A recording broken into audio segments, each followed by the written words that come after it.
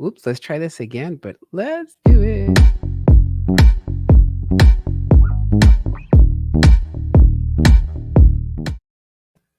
Hello, good evening, good morning, good afternoon, or whatever it is that you're tuning in to today's show.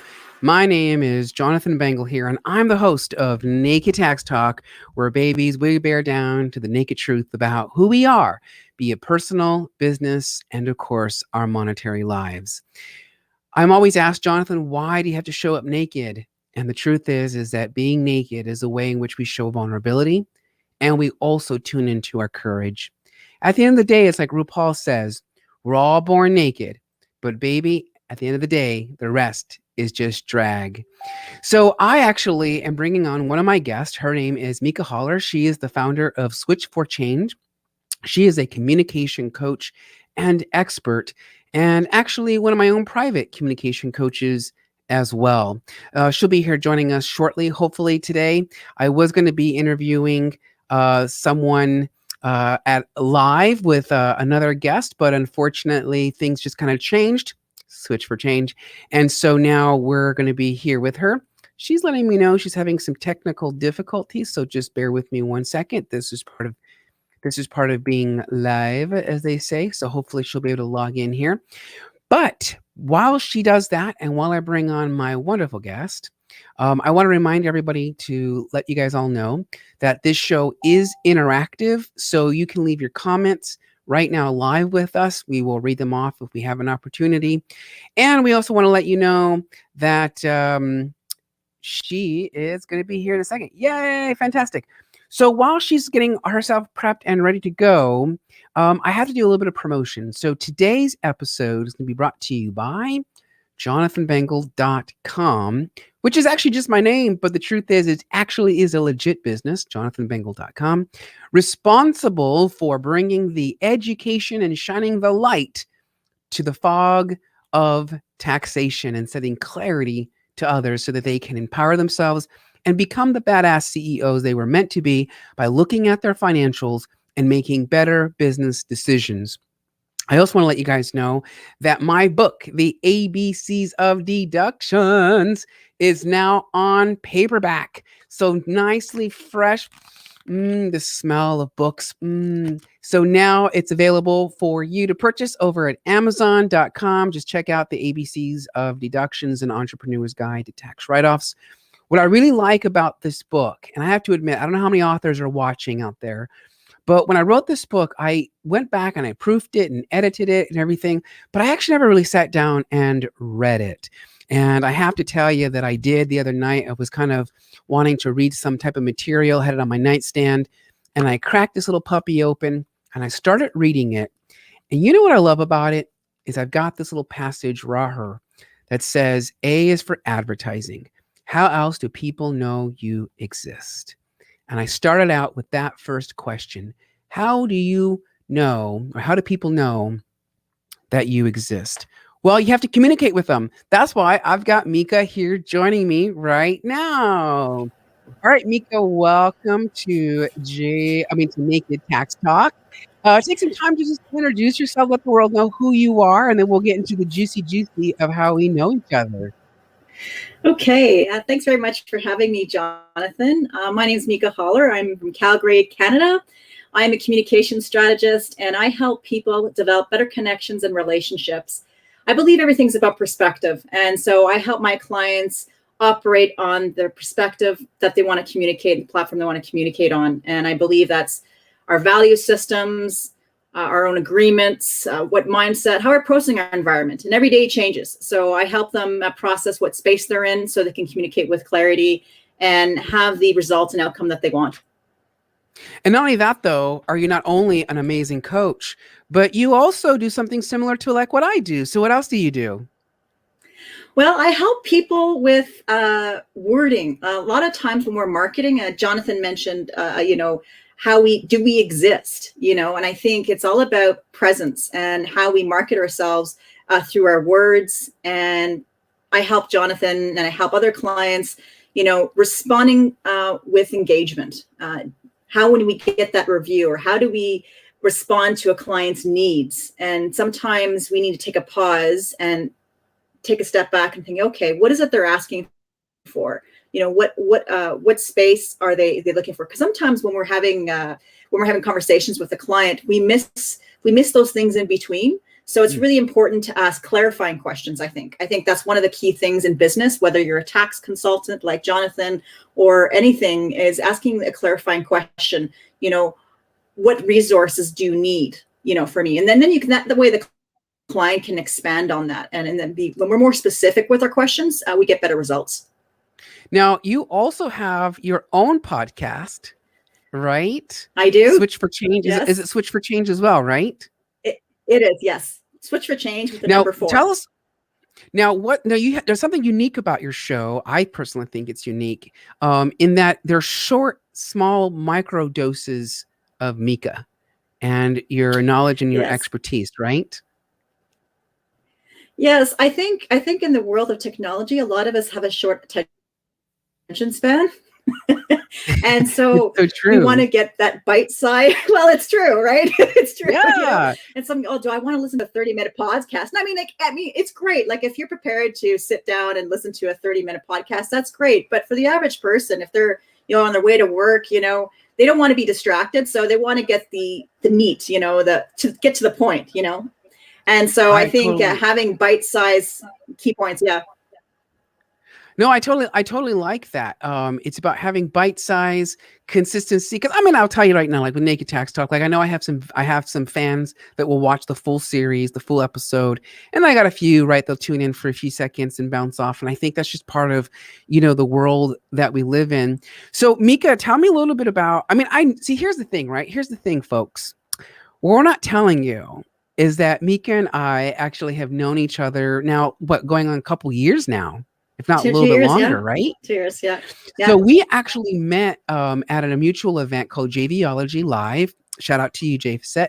And of course, it's an organization that brings entrepreneurs like ourselves together to help each other promote what it is that we do. And in the world of coaching and speaking and entrepreneurship, authorship, that kind of stuff, we got to do this thing called affiliation, right? It's an affiliate program type stuff. And so you bring your desire to get out there and to be known and to bring it together. So Mika and I, we bonded actually. Was it the last day of the event that we really truly bonded? And then we've just been connected ever since. I believe so. Yeah, the last day, and it was just with romance and partnership. It was romance. It was romance and partnership, like from the get-go. It's so funny about that. So, like, it's interesting, right? Because, like, you and I, also what we're not telling you is that Mika and I, we often talk at least once a day, And so this is not unusual for us to be together right now in this space. But what was kind of fascinating, I was thinking about this today, Mika. I was thinking, when we met each other, I remember you were wearing your black leather jacket. That's what I remember about. And my memory's terrible sometimes, but I do remember you wearing a black leather jacket. And I think you were wearing like jeans and some type of top. And the idea was the whole group, there was a group of us that were supposed to go and eat after the event. And it just so happened that the universe was like, this ain't going to happen. And so like all of a sudden, like all these different people started falling away. And next thing you know, it was just you and me. And next thing you know, we're hopping into a taxi and you're taking me to Calgary, downtown Calgary, Canada. I'd never been to Calgary, Canada at this point.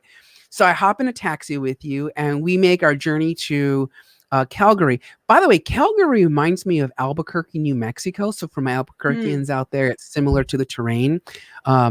So we go there and we go to this, what was that Mexican joint we went to? Oh, Native Tongues. It's something with tapas. It was what was tapas. It called? Native Tongues, I believe. Native Tongues. So yeah, I don't know if you know this, but when we get there and you take me to this Mexican joint, I'm thinking to myself, wow, like I'm getting Mexican food like at the furthest north point on the continent that you could ever imagine. Like that's when it was kind of memorable. It was like, I'm getting Mexican food like all the way up here in Canada. Like, and it was really good. Like we had a great drink, we had a great conversation. Yeah. And we just kind of bonded and connected. So Mika, so tell us a little bit about like when you started when did you realize like it's about communication? I think from a personal experience, my personal story is I met a really good friend of mine. His name was Lance, and he said, "You got to get into this communication course." I'm like, "Oh, I'm not one of these things, you know." And he said, "No, it really transformed your life." And I think one of the greatest takeaways that did transform my life was sometimes we get stuck, you know, Mm-hmm. whether, you know, where they're, you know, where maybe we're angry with someone or we're angry with ourselves. And I think the key point takeaway was, you know, to make a shift in communication, you have to understand what your own agreements are. I think that was a really key thing, what our own agreements are, and being present. A lot of the times when we're communicating with people, like you and I are having a conversation and we're listening to reply, you know, we're not really present. And I think that was one of the two key takeaways: presence and just honoring yourself, you know. And when you honor yourself, you come from a place of being authentic. And when you're authentic, you can speak clearly and communicate with more impact. It's so true. So we talk about this a lot, and Yeah. so Mika has her own podcast, and so you just launched it, right? Like is it been a few weeks ago, a month ago? I can't remember. December, I think it was December. My first podcast, I think it was towards the end of December of last year. Yeah, which is so cool. So December like 20, so we're 2020, doing yeah. techniques. So just the world knows. So Mika's like, okay, I'll be on your show, but how do we do this? So, but you don't, Mika, remember I told you we're talking the other day, and I was like, active listening, right? That's what you're talking about. You're like knowing Yeah. what your agreements are, being present in the conversation, and listening to what they're saying. I think one of the tasks that we have as show hosts is one, following along, right, and writing down key points and then bringing it back. So remember I told you, look, I wrote you see how I have my little notes? I'm like writing my little notes down to Yes. come back Yes. to come back to something I like. When we talked Yeah. about this, which is kind of interesting because when you are trying to communicate your needs and your wants, would you say that writing down some of those needs and wants is a good idea first, and then communicating those needs and wants to the person you're trying to persuade, so to speak? Absolutely. I think whatever really works for you. I think having structure is really important. I'm all about being prepared. As you know, you and I've had that discussion going in a podcast. I don't like talking out of my butt. You know, I like having some structure. You know, Well, I and like to know what it's I'm. interesting. Well, and because we really, so it's kind of funny. So like we get along really well, and yet I would say you're more of like that A type personality. You're more like I want things to be a very structured way. And then I was telling you, I'm like, oh well, on my show, it's just kind of like loosey goosey, and we go with whatever direction that we go in. And I always call this first introduction like the foreplay of communication, right? So it's kind of like Mhm. we got to get used to each other and know that this is a safe space. Right? Like so Mika, what would you say? Like, do you have like role models that you look towards in the world of communication? Yeah, there's a few. Molly McPherson, she's on a podcast. She's got a podcast called The Confident Communicator.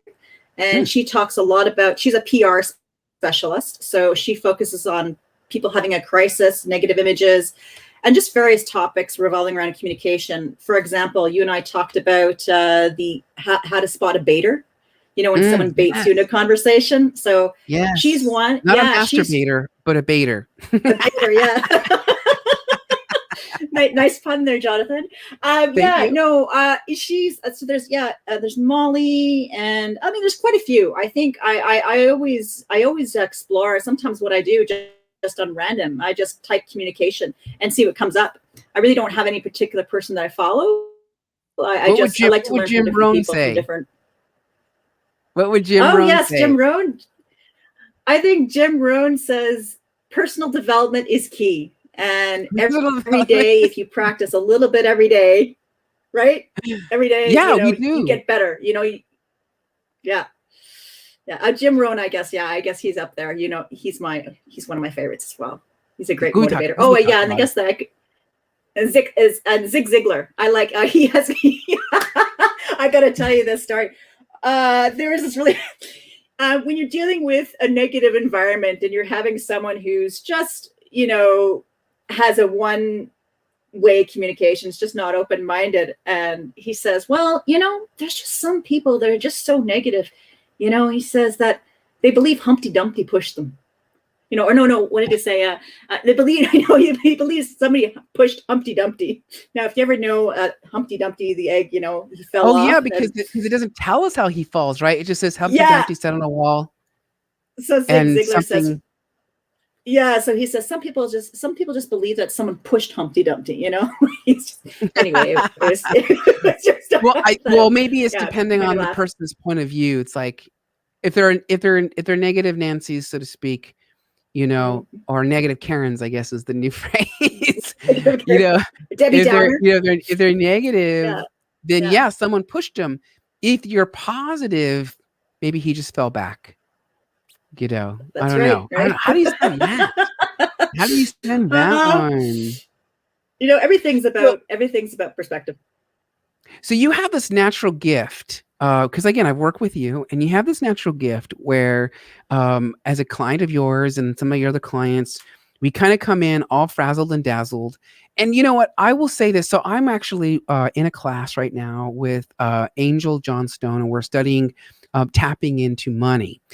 And she brings up a good point, and you also bring up this good point, which is when we're in the fray of the craziness, right? Like we talked about a minute ago, right? The baiters, the people that kind of purposefully reach out, say things to you, do things to you just to get the reaction. And unfortunately, when I was younger, I was definitely a reactionary. I was very like, fuck you.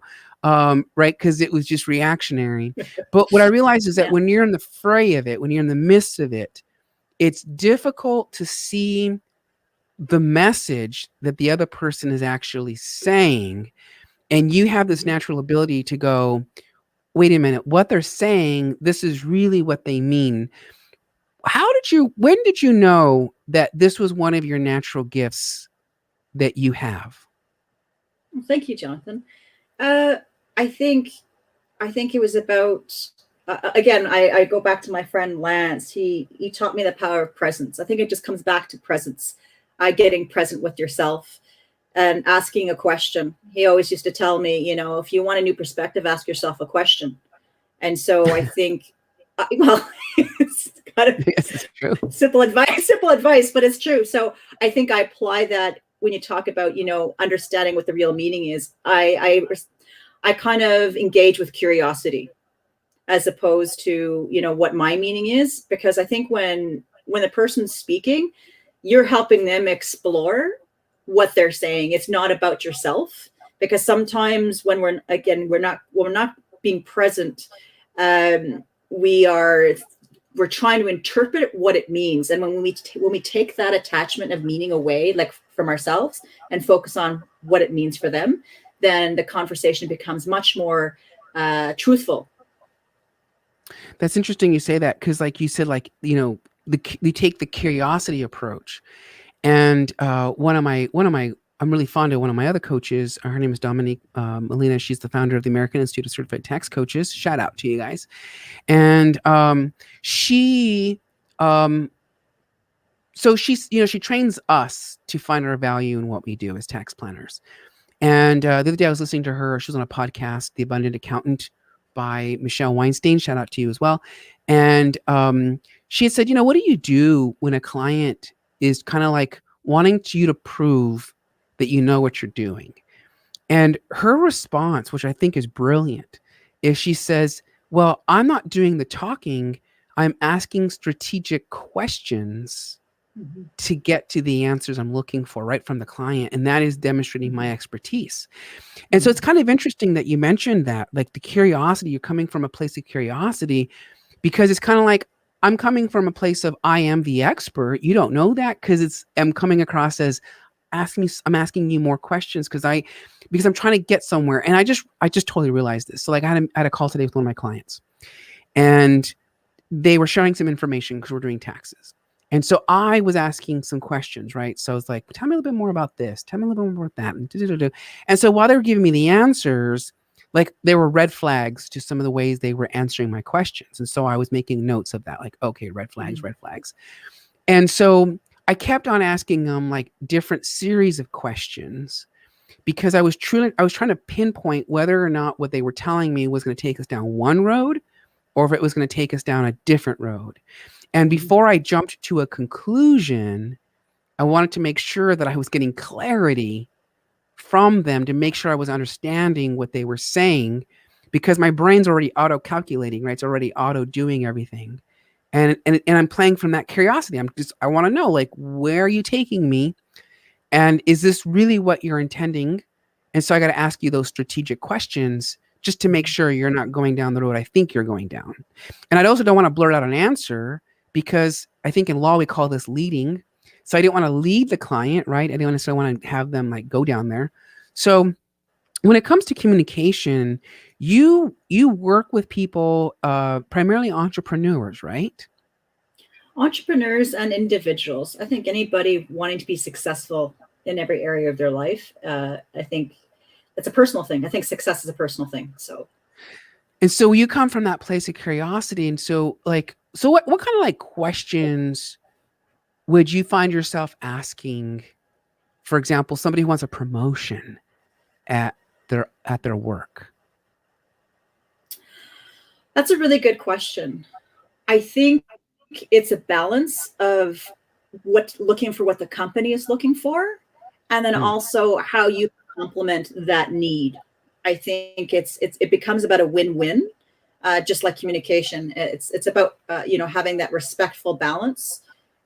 So I think to people that are looking for a promotion, the first thing would be, okay, what are the corporate goals, and how do my assets fit into that, and then build a structure from there. What I think you again, we're going back to the clarifying questions. How can I how can I be better in this area of this in this product? And I think when we focus on the outcome, I think it's all about focusing on the outcome when you're looking for a promotion, not how can I get the money? Because I think when we focus on lack, I talked about that a lot. mhm. When you're focusing on what you want, like if I'm focusing on, well, I want that $5,000 raise, we're focusing on a limited mentality. So I think the strategy would be is to focus more on a larger mentality. What can I do? And I think when you have that mindset, it's just that shows up in your work, and it shows up with your employer, because they're realizing it's not just about yourself, it's about them as well. You know, I'm writing down the word abundance because of what you said, right? It's kind of like if you're focused on the money, in a way, that's like a limiter because, Hmm. you know, we all want a lot of money, right? We do. Let's be Hmm. real. And so that can become a limiter factor. But I love what you said, which is we focus on the outcome. How do I up level? This is a term I hear a lot out there. And how do Yeah. we up level my employer's product or service, or how do I up level my own business and service without worrying about the money, which then comes back to the phrase of abundance. Do you work with your clients on abundance mindsets? I do. And I think you mentioned entrepreneurs. I have an entrepreneur that I work with, and I think sometimes being the mindset, sometimes we get stuck. So as an entrepreneur, perhaps we reach a certain level where we've made, again, we'll use the money, we reached a certain income, and we want more abundance. And so I think it's about okay, how can I, instead of looking at it as in the mindset of a block, I'm stuck, how can I create more value? I think, as Mm. Jim Rohn always used to say, it's we become the value. People buy into your value. So I help my clients, my entrepreneurs, see their value and what they have to offer. For example, if they're an accountant, what courses or what value can they bring to their business. So I think the mindset of value would be really, really important that I'd help my clients explore. Yeah, because it shifts, right? It's about what you're about. Switch for change, right? It's about shifting the perspective so that we Yeah. can be open to receiving like all of the cool stuff that can it's readily available to us. We just got to be ready to tap tap into it. Mhm. All right, Mika. So listen, we are at the 25-minute mark. Can you leave in with me for 25 minutes? Yeah. We normally can talk for hours, so this is not unusual for Mhm. us. So Mika, I know you're a Canadian, eh? And which, by the way, I just freaking love it, right? So it's And great. you're American, huh? Yeah. I love it. Well, I was gonna ask you that. Are there certain like little phrases or things that like you hear like Americans say that aren't necessarily said in Canada? Oh, you got me. I think it depends on what state you're in. That's probably true of Canada too, I guess, right? Because I've been to Vancouver, so Mhm. that's in British Columbia. Is that is Mhm. that is that where Yep. that is? British Columbia. Yep.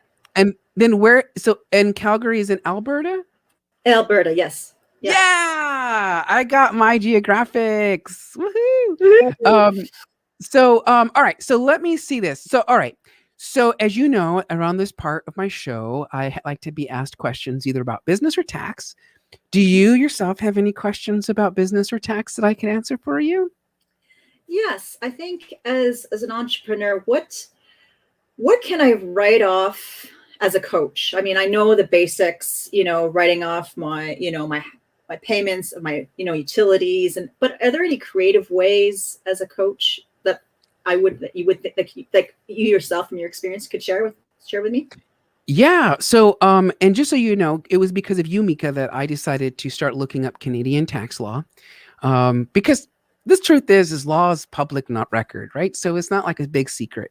So I actually went and I got a little nosy and I started looking at Anti Canada's tax laws because I call Uncle Sam. It was what we used for the IRS here in the States. Mhm. And so I was like, I refer to like Anti Canada. So I went to go look at Anti Canada and I was actually very surprised that the laws are very similar, which makes sense since we're kind of like cousin countries founded by the same exact founders, really, the British colonial law, so to speak. And so, of course, I think you guys have a little bit more liberal ideas, which I freaking love. So anyway, I did a little bit of research, and what I will say is. I believe Anti Canada and the IRS, Uncle Sam, and probably many other countries out there have similar principles. So it's not necessarily like what does the exact law say, but maybe more about the principle behind it. And you're asking a very important question, and that is like, what can I deduct in my business as a coach? So the Mhm. first thing we have to do is get my book, The ABCs of Deductions: An Entrepreneur's Yes. Guide to Tax Write-Offs. It is a national and international book because I stripped away the tax law and I strictly talk about it in terms of principle. Depreciation might be a little more funky in Canada. I'm not there yet, but I can tell you the principles probably apply in the same way. And so in my book, before I get down to the ABCs, I actually answer your question um, by first talking about what I say on page 5. We need to talk about basic rules. So let's further define the word deduction. And so this is what the IRS says, and this is what Anti Canada says, and that is that for an entrepreneur to have a deduction, they must be able to say yes to the dress. They have to be say yes to two fundamental questions. And the question is this what I'm about to spend money on, like this book? Is this ordinary and is it necessary Mm. in my business in order to make a profit? And so I think that's really key here is that oftentimes business owners, they wake up and we take control of our own destiny. That's all yay, yay, rah, rah, rah. But we often forget the intent. And the intent is to make money. That is as pure as it gets when it comes to business ownership. It is about making money. It is about making a lot of it. And it's about making a profit, meaning my revenue, my sales, my services, the value is greater than what I spend money on to make that money. And we call this profit. So we have to have this intent to make profit first. When that's set in stone, that's you saying, I'm going to be a coach, and you are a coach, and I coach people. So the next thing is the question is it ordinary? So let's take a look at the book. We'll use my book as an example, or my course, Rapid Tax Savings Formula. And so if we look at this book, we say, okay, is this ordinary? Owning this book, is it ordinary for you as a coach to own it? What do you think the answer is? No, I think you said ordinary and necessary. Yeah. And it would be necessary. It wouldn't be an ordinary. This would be a necessity to have. Oh, that's a great conversation. So it is necessary, right? Because you do want to know what you can deduct in your taxes. So that makes sense. That's necessary. You need to know this so that you can make a profit. Now, is it ordinary? So that gets a little bit crazy. So ordinary simply means in the due course of conducting business, in the nature of your business, the nature of what you do. Okay, yeah. All right. So the nature. So we can say that all entrepreneurs, all of them, they all are expected to have some type of book in their business so they can understand their business, so they can make better decisions in order to make a profit. So that's ordinary. It's expected that all coaches, right, buy books that are related to their subject. So you said earlier, oh, sometimes I'll just go and Google, communication, but you also have purchased books that deal with communication. So that is ordinary, right? You need to understand more and get other feedback and continue building up that knowledge so that you can pass this on to others. So it's ordinary in the due course of business. Another thing that coaches have that's a little bit unique, and in fact, COVID really pushed this into a new envelope, in that is it ordinary for now business owners like coaches to pay for Zoom as a professional subscription? Or here, StreamYard, shout out to StreamYard for hosting today's show. Okay, I see where you're going. Is that ordinary? Well, yes, it is, because it's something we need as a tool in order to broadcast so that we can let the world know that we exist and therefore entitled to a deduction, right? So it's ordinary. Another way to look at this is to compare you to like another industry. So for example, as a coach, I'm a coach as well, right? So as coaches, there's another word for it that people don't like to use it because it's not very markety. But another word for it is teacher, right? That's the honest truth. A coach cheers you on, rah, rah, rah. You can do this. You got this, baby, right? But there really is a fundamental principle called teaching. And so you're actually teaching somebody, right? You're empowering them. You're giving them knowledge and transferring that. And you're saying, hey, listen, you know what? If you go do X, Y, and Z, right? When you talk about communication, being clear, right? Finding clarity, asking questions, etc., right? So that is unique to your business. So for example, as a coach, we need microphones and we need headsets. In fact, a better example is your podcast company. So your podcast company expects to have the phones, the cameras, the machinery, the software. All of that is ordinary, right? Because it's part of being a broadcaster. It's part of being a speaker, right? Part of being a coach. Versus, let's just say, like a realtor. Or better yet, let's pick another industry. Let's pick a restaurant owner. So a restaurant owner, in their due course of business, doesn't necessarily have microphones and headsets and cameras and a studio setup, right? Because they're too busy prepping food to serve the customer. So if we saw a lot of expenses related to, the production of a show for a restaurant owner, we might have a little bit grayer time dealing with that. Versus someone who is a coach or a podcast or like this, like here on the show, it's like, oh yeah, StreamYard, get that. Yeah, we should see that. Canva for the marketing stuff, absolutely. Facebook ads, yes, right? So we expect to see that because it's part of doing business to make money. Does that make sense? Yes. Yeah, so it's part of the I've never heard the term, this tax lingo of ordinary, like from that aspect. So I was wondering the connection, but I get that what you're saying is ordinary. It's part of the process. It's something that's common to the business. I guess that's the way I understand it. Yeah. See, you see her brilliance. You see her brilliance coming out. Yes, that's exactly it. It's about what's common. It's about what's common in our business in order to make money. And then you also said also necessary. Can you elaborate on Yes. that as well? Yeah. Okay. So necessary means that you must, to some degree, spend that money in order to make the money.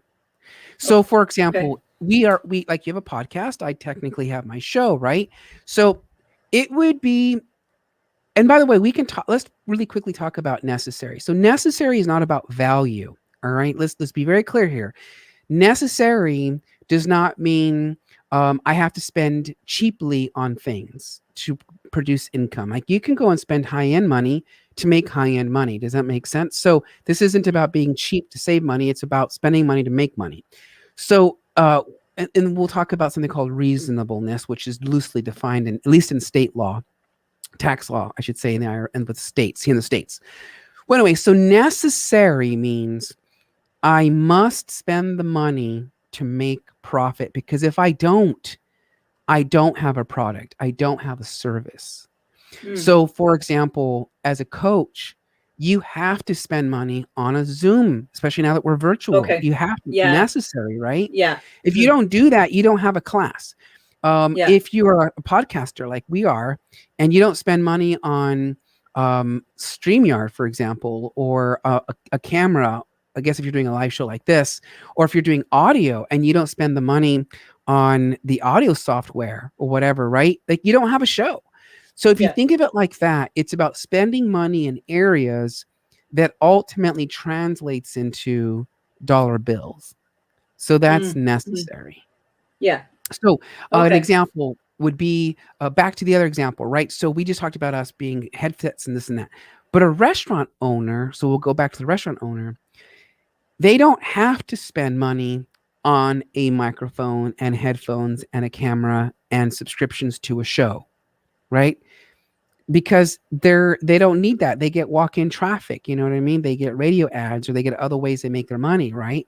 So they don't, it's not necessarily necessary for them to go out and do all this unless maybe part of an advertising campaign. It's just, it's very gray, in case you can't tell. Mhm. But at the end of the day, it's about, must I, and I must, and it's got to be common, right? Like you said earlier, it's got to be Mhm. common to what we're doing To in the our industry. Yeah. industry. So a better example would be a stripper. So naked tax talk. Let's talk about stripping. So let's talk about strippers, right? So theoretically, um, an adult porn star, right, or a stripper, um, in theory, could, this is a very gray area, I should say. So limitations do apply, and I'm not giving tax advice. But basically, they would say, like, all their toys they might use when they put on a show, right? Like, is it ordinary for an adult star to use adult toys? Yes, right? It's part of their profession. Yeah. Is it necessary for them to use toys? Well, if they're solo play, I guess, right? So it's kind of like, but you wouldn't find me and you by spending money on that and then putting it on our on our financials as a deduction, right? Because that's not our industry. Does that make sense? Yeah. No, it's, I was just, as you're talking, I was just thinking with COVID, I mean, I think, do you think the taxes will evolve, for example, like the rules will evolve, for example, in advertising? Because what came to me when you mentioned restaurants, I just recently attended a podcast conference, and they Uh talked huh. about advertising for restaurants. But because, because the restaurant industry is limited at, well, in Canada and Calgary right now, it is to a certain capacity, you don't see that typical normal high traffic that you normally do because of social distancing. So my question to you, Jonathan, is: do you think the rule of uh, deducting advertising will become uh, another word, ordinary for restaurant owners or for other businesses through podcasting? Like, would that be? Do you think that's? Do you think the rules of advertising will change as far as deductions, like in Uh, a digital world? I guess. well, so yes and no. So taxes are always evolving. And the one thing to remember about tax is that it's the way in which government incentivizes either people as individuals or business owners as business owners to take action in certain directions.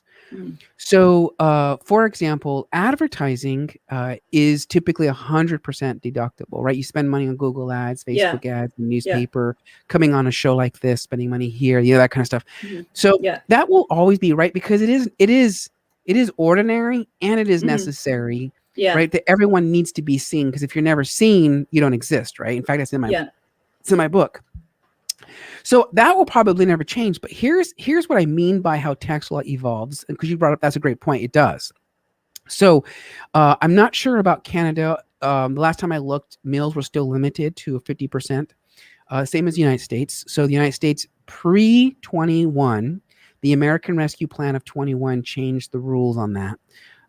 Or maybe it was the COVID Relief Act of 2020. But one of these two Mm. bills just recently, like they're back to back. So it's like, can you imagine all the education we're all going through right now to memorize all Yeah. this? Yeah. So the point about this is an easy one. So in 2020 and in the rear, meals was restricted to 50% benefit. So the idea Mm. was you and I, right? Like we met up in Canada as an example, great example. We went to the tapas place and I don't know who paid for what, but let's just say like I was like, you know what, Mika, I'll take care of the whole bill because it's my way, as I put in my book, it's my way of saying thank you because Uncle Sam wants me to do that, right? He wants me to say thank you. So Yeah. I pay for the whole meal, 100% gets on my credit card for the business. When I file my taxes, I put in the full value, and then Uncle Sam through software and whatever else is going to restrict it to 50%, right? Because it makes sense because I technically am personally benefiting from those drinks or from that food. And this is really Hmm. important because in tax Hmm. law, when it comes to deductions, we're not allowed to deduct personal expenses, Yeah. There's a right? It's got to fine be line. business. It's a very fine line. Yeah. So in this case, the IRS went, yeah, like, thank you to Mika. Thank you for, so I pay for your meal. It's allowing me to deduct your portion. My Mm. portion is excluded, right? Because that's the 50% limitation. In 2021, because what you just said, restaurants took a massive nosedive. I mean, Yeah. massive Yeah. nosedive, right? Yeah. And so here in the States, the Biden administration and Congress with the American Rescue Plan realized that restaurants needed to be rescued, hence the title. And so Mm. I think it was the Coronavirus Relief Act of 2020 signed in December that I think changes the law here. But I digress. So basically, what they said was now for 2021, I don't know about moving forward, but I know in 2021, you go out to eat. So if you and I meet up, hopefully, maybe this year, something like that, we go meet up, and I go, Mika, let me pay for the meal for both of us, right? And Yeah. and the booze, we like our red wine. So like, go drink a red wine, and now I get to deduct that 100%. And so Even what? alcohol? Even alcohol? Or Oh just yeah, even alcohol. That's because right. That's right. Uncle Sam doesn't. I thought Uncle Sam didn't allow alcohol because Oh, he loves it. What are you talking because I about? thought he Yeah. was So just you can. enjoying his personal time. Yeah. Yeah. Well, 50%, right? So about Yeah. pre 21. So right now it's Okay. 100%. So he's like, yeah, if you want to have, hey, listen, let's think about it for a moment, shall we? If I'm drinking my woes away, worried about COVID and my revenue, it's not a bad deal, is it? And we're talking about business. It's a So, win-win.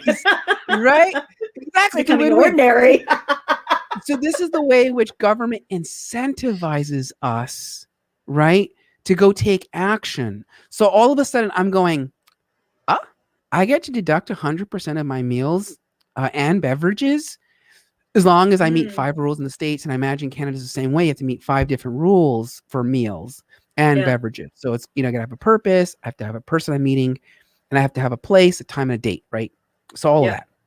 So needless to say, what happens now is all of a sudden we go, you know what? How fast can we get into a restaurant now and order up some lunches with business partners or referral partners, clients, potential Yeah. clients, right? And so now we're incentivized to go out there and take a risk, which, again, philosophically speaking, is that the best plan of action? Probably not, right? Because Yeah. you're in a way saying to people, go take the risk and potentially get Yeah. COVID unless you're vaccinated, right? But I digress.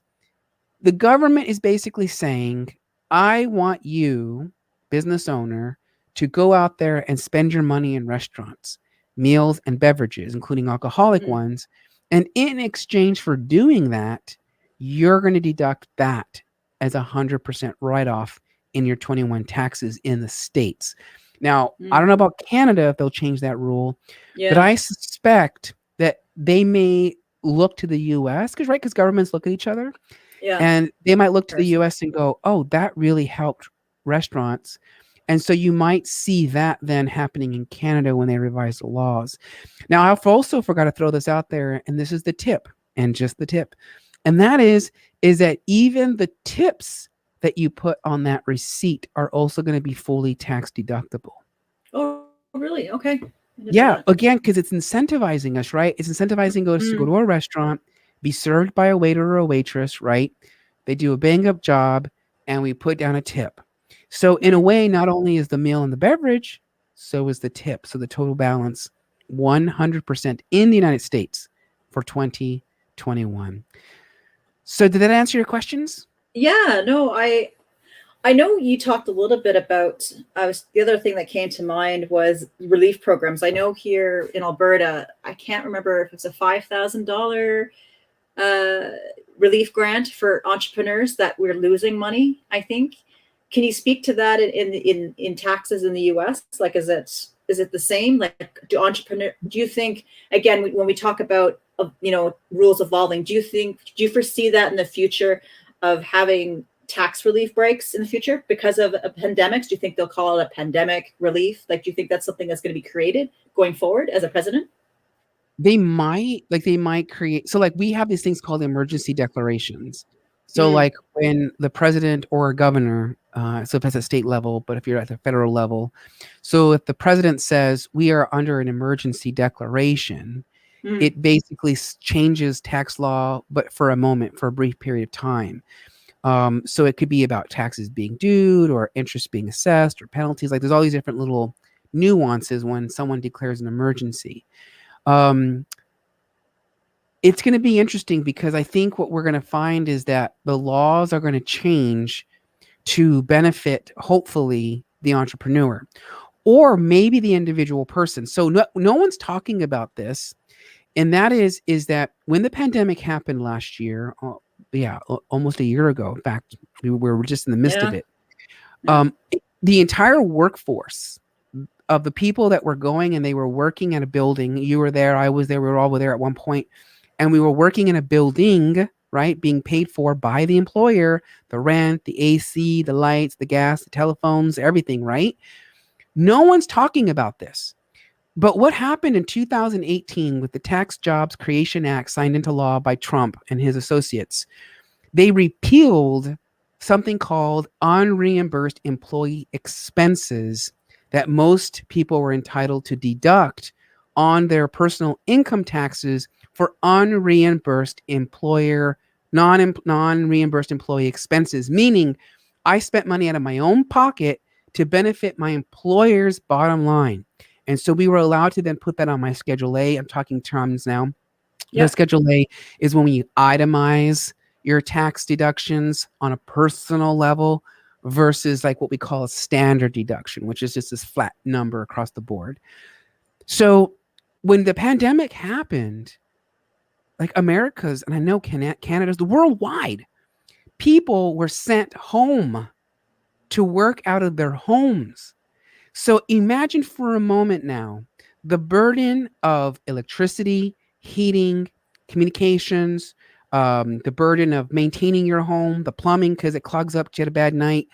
All of these costs that normally would have happened at the job site provided by the employer and paid by the employer, right, is now placed unnecessarily onto the employee, and there's no outcome for them. There's no way they can deduct those costs on their Mm, personal tax returns. So now they're paying higher electric bills, higher gas bills, higher everything bills. Their pay is the same, nothing's changing, and yet they're flipping out more money to maintain the employer's bottom line. mm. That's really interesting. It's a lot. That's a lot of information to consider. I think I guess my other question to you, what is your biggest challenge with the pandemic as far as, do you think there is a lack of awareness of what people conduct? Do you find that when you clients come to you, do you think that they're aware of all the rules? Like what I think, what was your biggest challenge? Yeah. Yeah, that is so what you just said it is that the biggest challenge that we face as tax professionals is that oftentimes a lot of taxpayers don't know, Mm, and because the rule is that you cannot get out of breaking the law by saying I was ignorant to the law, right? It's an indefensible yeah. position. So it's almost like you have to assume you know everything about the law. And so that's probably the one of the biggest challenges is that a lot of people don't know, or um, they think they know and they challenge you, even though you're the Mm, expert with 18 years of hmm. experience, with a Yeah. license by the federal government, right? Yeah. With Yeah. all the licensing and certificates. And so that's kind of sometimes a challenge sometimes, because you'll hear, because what happens a lot is people will take a webinar or a seminar, and I do that, right? I have my own program, Rapid Tax Yeah. Savings Formula, Yeah. and they'll get data, right? They'll get information, and they fundamentally believe now they know everything. And so that can make our jobs difficult, because the position of I know everything, or I just don't know what I don't know. And I prefer to work with people that don't know what they don't know, because I Yeah. like to empower them and to teach them and to shed the light to financial happiness by removing the fog of ignorance when it comes to their taxes. You know, So, yeah. yeah. Yeah. Great questions. Mika, we went a little bit over. So, with that, do you have any parting words of wisdom? That's a loaded question. Let me give that some thought. I think come from a place of honoring yourself. I think when you communicate and you honor your own agreements, you naturally create authentic boundaries, and you think of a win-win, and having a more open connection. That's what I have learned from with other people. I love that. Being you. If you'd like to know more about Mika Holler and you want to just go peruse her and a website stalk her, so to speak, you could just go to www.switch4, that's the number 4, change.com, where you'll learn more about what she does, what she offers. You'll learn about her podcast. You can tune in. Hers are shorter, just about 4 or 5 minutes, give or take. Nice, full of a lot of nuggets of wisdom and wrapped up in just 4 to 5 minutes. Switch4change.com. That's the number 4. You want to find out more on how to become a more effective communicator. You are yourself struggling and stuck. She will help you to switch your mindset, to find the answers you're looking for, and to ultimately become a better communicator.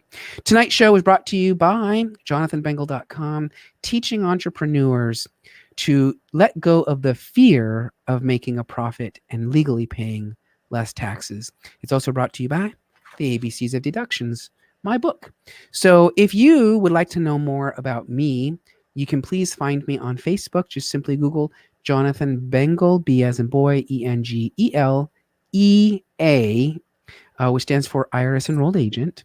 You can also send us an email at letsgetnaked@nakedtaxtalk.com. And of course, if you've enjoyed today's episode, please make sure that you hit the subscribe button if you're not a subscriber. Hit the alert button to make sure that you get notified when we come on air. But more importantly, if you found today's episode to be very valuable, make sure that you share it with somebody that you care, that you know would benefit from today's episode. I'm Jonathan Bengal, and until next time, remember, it is con mucho, mucho, mucho dinero.